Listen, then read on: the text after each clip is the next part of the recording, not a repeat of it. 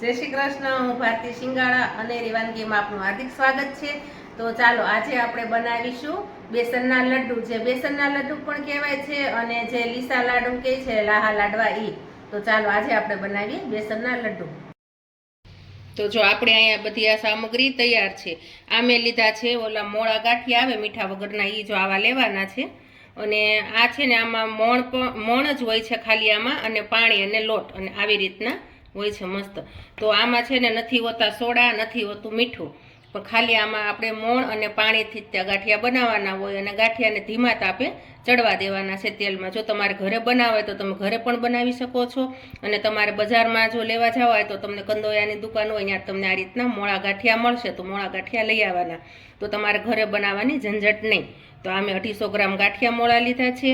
Any सामे मैं लीधी है 450 ग्राम खांड, कारण कि 250 है गाठिया एटले सामे 450 ग्राम तो खांड नाखवी ज पड़शे, एनुं परफेक्ट माप है। अने जो तमे मोळुं खाता होय तो तमे छे ने 400 ग्राम खांड नाखजो, नहीतर तमे 450 ग्राम तो खांड जोशे ज। अने जे वेचवावाळा होय छे तो 250 सामे 500 खांड नाखे छे, पण आपणे घरे खावा होय एटले आपणे आटली नाखवानी छे। अने आया मैं लीधुं छे 20 ग्राम सनफ्लावर तेल। जो कारण के सींग तेल है मारे अने सनफ्लावर है, पण सींग तेल में शू थशे कि एनी सुगंध आवे एटले आपणे ए नथी लेवानुं, अने थोड़ुंक जाडुं होय आ पतलुं तेल आवे एटले आ लेवानुं छे 20 ग्राम। पछी आ मैं एक जायफळ नानकड़ुं लीधुं हतुं अने एने मैं खमणी नाख्युं छे। अहींया मैं देशी घी लीधुं छे घरनुं 25 ग्राम। तो तमारे देशी घरनुं घी ल्यो तो वधु सारुं अने स्वाद पण सरस आवशे। अहींया मैं फूड कलर लीधो छे, अर्धी चमची पीळो लीधो छे। तो तमारे फूड कलर ज नाखवानो छे तो एकदम पीळा लाडू थशे। तमारे हळदरनो उपयोग नहीं करवानो। घणा लोको हळदर नाखे छे पण हळदरथी छे ने सेज कड़छुं लागशे अने हळदरनो स्वाद आवे छे अने शाम पण पड़ी जाय छे, एटले तमे फूड कलर ई ज तमारे नाखवानो छे। तो हालो आपणे आ गाठिया लीधा छे, तो आपणे हवे एक नानो में मिक्सर जार लीधो छे, एमां आपणे एना मोटा बो होय तो नाना टुकड़ा करीने आपणे एने करकरा पीसी नाखवाना छे मिक्सरमां। અને જે આપણે હલ્દીરામ રામના આવે છે આપણે બેસન લડ્ડુ એના જેવા જ થશે।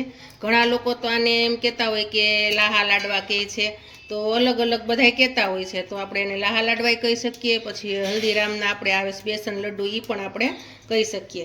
તો આપણે આટલા આટલામાં નાના ટુકડા કરી નાખવાના છે અને આપણે હવે એને અચકચરા ભૂકો કરી નાખવાનો છે।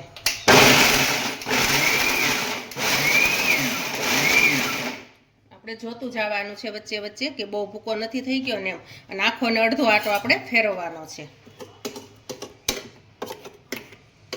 જોતું જવાનું છે।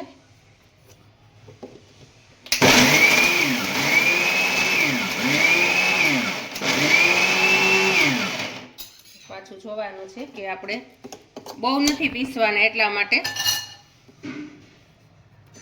થઈ ગયો છે। હવે એક જ વાર આપણે આટો ફેરવવાનો। जो हवे आपणे एकदम मस्त रीते भूको थई गयो छे आपणे, अने आवो ज साव करवानो छे भूको, एकदम आवो करकरो, कारण के झीणो न थई जाय एनुं ध्यान राखवानुं छे तमारे।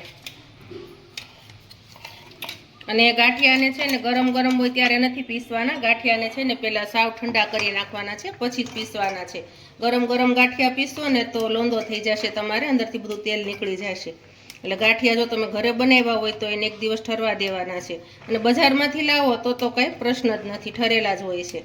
તો મેં તો જો અત્યારે બજારમાંથી જ ગાંઠિયા લઈને બનાવ્યા છે, કારણ કે બજારના ગાંઠિયા લઈ આવો તો એ તમારે બહુ મસ્ત બને છે। તો આ રીતે આપણે બધા ગાંઠિયાનો ભૂકો કરી નાખીએ। ચાલો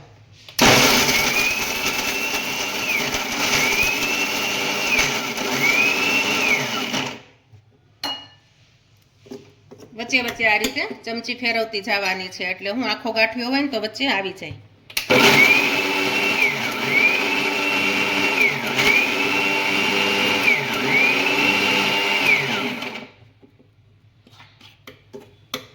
जो आपड़ा आ पण गाठिया पीसाई गया छे।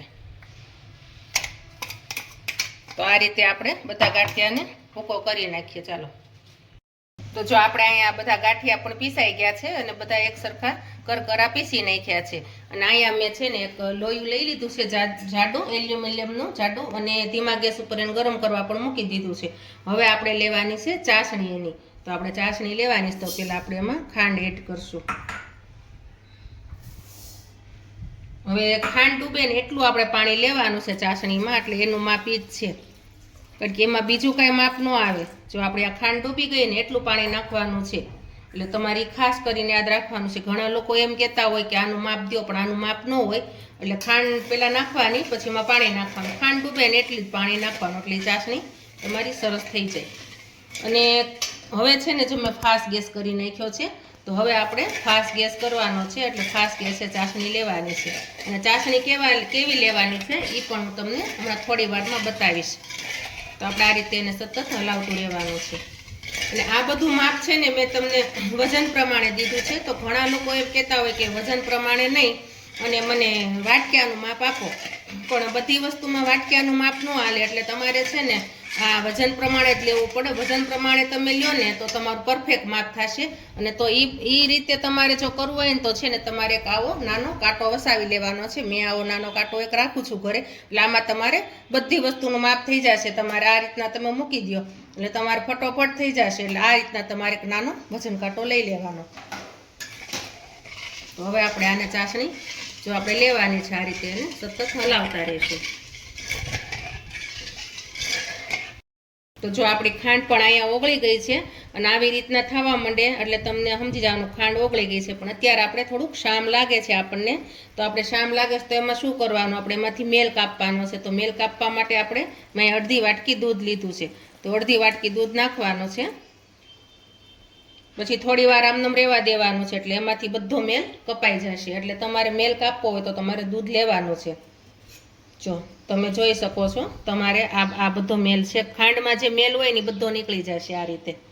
એટલે તમારે મેલ કાપવો હોય તો તમારી રીતે કાપી શકો છો એમાંથી ને. અને જો આવી રીતે ઉભરો મળશે આવવા, અને એ બધો મેલ છે એ તમે જોઈ પણ શકો છો. જો અહીંયા તાવીથા ઉપર પણ ચોટી ગયો છે ચારેય બાજુ. આ આટલા આપણા પેટમાં જાય તો એ નુકસાન જ કરે. એટલે આપણે ઘરે ખાવાની વસ્તુ હોય ને એમાં આપણે મેલ કાપીને કાઢી નાખવાનો છે. કારણ કે બજારમાંથી મળતું એ લોકો તો આવી કંઈ પ્રોસેસ કરતા ન હોય. તો જો ચાલો આપણે આ કાઢી લઈએ. તો આ રીતે એક કાણાવાળો ચમચો લેવાનો છે. જો મેં અત્યારે લીધો છે અને આ રીતે આપણે એમાંથી મેલ બધો કાઢી લેવાનો છે. જો કેટલો બધો મેલ છે. આ બધો આપણા પેટમાં જ જાય આપણે આ રીતે ન કાઢીએ ને તો. એટલા માટે આમ તમને જોવામાં ન લાગે કે ખાંડમાં મેલ હશે, ખાંડ તો વ્હાઈટ જ લાગે. પણ તમે આ રીતે ચાસણી લ્યો અને આમાં દૂધ નાખો એટલે તમને આ મેલ દેખાય. જો કેટલો બધો મેલ મેં કાઢ્યો છે, પણ હજી આમાં મેલ નીકળે જ છે. પછી 2 મિનિટ આને આપણે ઉકળવા દઉં છું. એટલે હજી જેટલો મેલ હશે એ ચારે ફરતો ચોટી જશે. પછી આપણે કાઢી લેવાનો છે એમાંથી મેલ. તો જો તમે ઘરે વસ્તુ બનાવો તો તમને આટલો ફાયદો થાય, કારણ કે આપણે વસ્તુ બધી ચોખ્ખી અને શુદ્ધ બને. જો પાછો આપણે આ બાજુમાં મેલ થઈ ગયો છે તો થોડો થોડો આપણે પાછો છે એ કાઢી લેશું આ રીતે.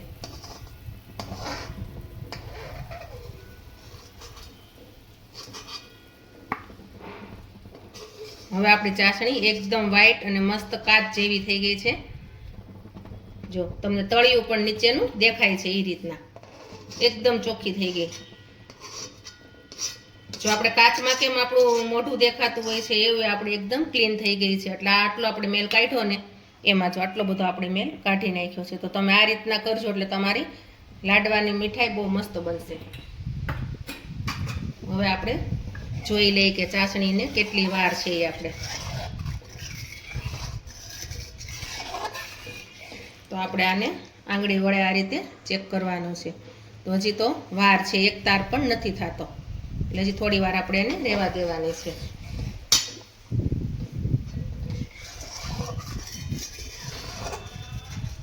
તમે ગમે તે મીઠાઈ બનાવો એમાં ચાસણી વાળું આવતું હોય મીઠાઈ, એ બધી તમારે ચાસણીની આ રીતે જ પ્રોસેસ કરવાની છે. એટલે તમારી મીઠાઈ એકદમ લાઇટ વાળી બનશે અને બહુ મસ્ત બનશે. પેલા જો ચાસણી કેટલી મેલી લાગતી હતી ને હવે એકદમ વ્હાઈટ મસ્ત લાગે છે.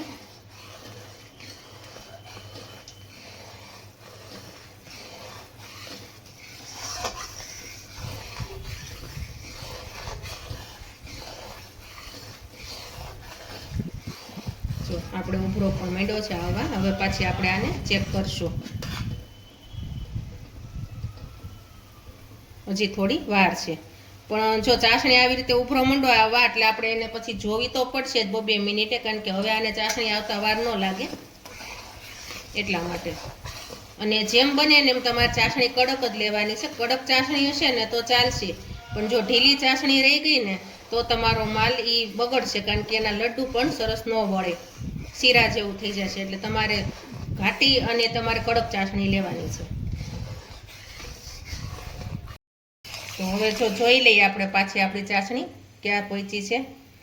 તો હવે જો આપણી ચાસણી થવા માંડી છે, એક તાર તો થઈ જ જાય છે. હવે આપણે 2 જ મિનિટ ખાલી હલાવવાની છે, એટલે આપણી ચાસણી તૈયાર છે. એટલે તમારે એક તારની જ લેવાની છે. એક તાર થઈ જાય ને એટલે 2 મિનિટ ખાલી આવી રીતે હલાવશો તમે, એટલે તમારી ચાસણી તૈયાર. અને અહીંયા જો મેં ઓલો ફૂડ કલર જે લીધો તો એમાં મેં થોડું પાણી નાખી અને એને ઘોળી નાખ્યો છે, એટલે કારણ કે એમાં ગાંગડી ન રહે એટલા માટે. તો હવે આપણે એ પણ આ ચાસણીમાં નાખી દેવાનો છે કલર. જો તમારે કલર ન લેવો હોય તો પણ તમે આ કલર વગર પણ બનાવી શકો છો, પણ તમારે હળદર તો લેવાની જ નથી, કારણ કે હળદરથી છે ને તમારી મીઠાઈ બગડી જાય. કારણ કે કાંઈ પણ વસ્તુમાં તમારે ફૂડ કલર આવતો હોય તો તમે ફૂડ કલર લ્યો અથવા તમે આમને બનાવો, પણ હળદરનો ઉપયોગ નહીં કરતા. અને બજારમાં જો એ લોકો જે નાખે છે ફૂડ કલર, કારણ કે ચાસણીમાંથી મેલ કાપે નહીં ને એટલા માટે એને મેલો દેખાય અને જે ડાર્ક દેખાય એટલા માટે એ લોકો કલર નાખે છે. આપણે તો ચાસણીમાંથી મેલ પણ કાઢી લીધો છે. તો હવે જો આપણે આનો ગેસ પણ મેં બંધ કરી દીધો છે. હવે આપણે એને નીચે ઉતારી લેવાનું છે. પહેલાં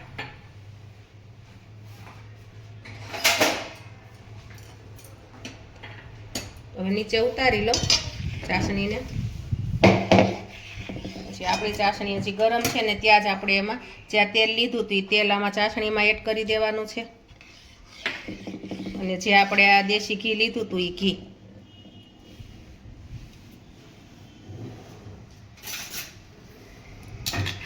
એટલે ગરમ ગરમ ચાસણી હોય ને એમાં જ તમારે આ બધું એડ કરી દેવાનું છે.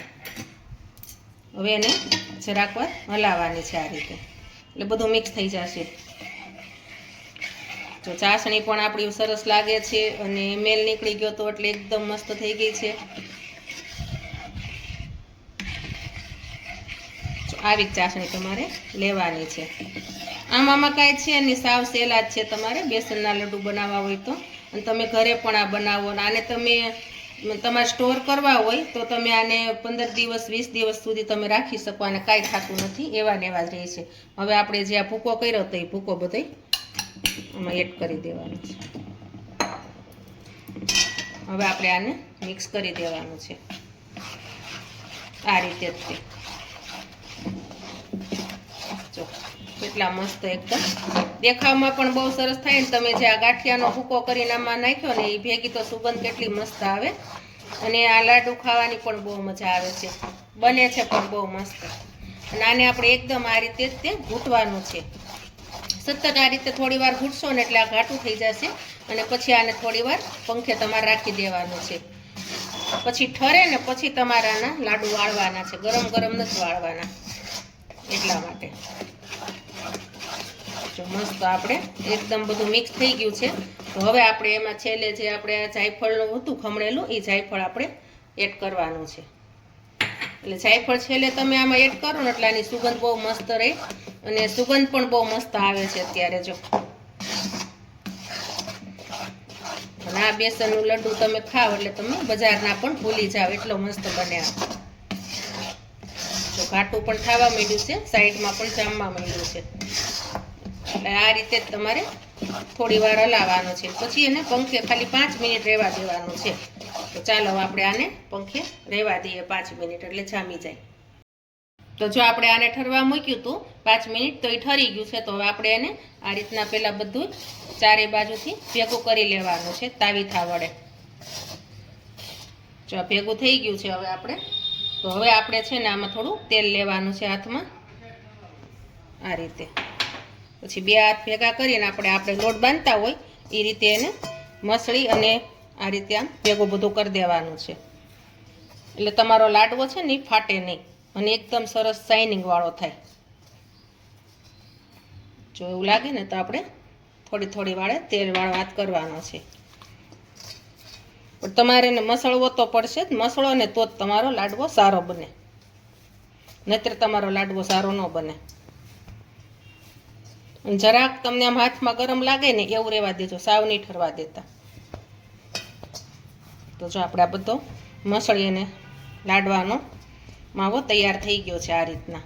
તો આ રીતે તમારે દબાવીને જ રાખવાનો છે એટલે સુકાઈ ન જાય. હવે આપણે આમાંથી લાડુ વાળવાના છે. તો આપણે થોડો થોડો આમાંથી કાઢવાનો છે આ રીતે. પછી એના હાથમાં આ રીતે ભીં દેવાની છે તમારે, એટલે થોડોક વધુ મસળાઈ જાય. પછી આ રીતે આમ કરતું જવાનું છે.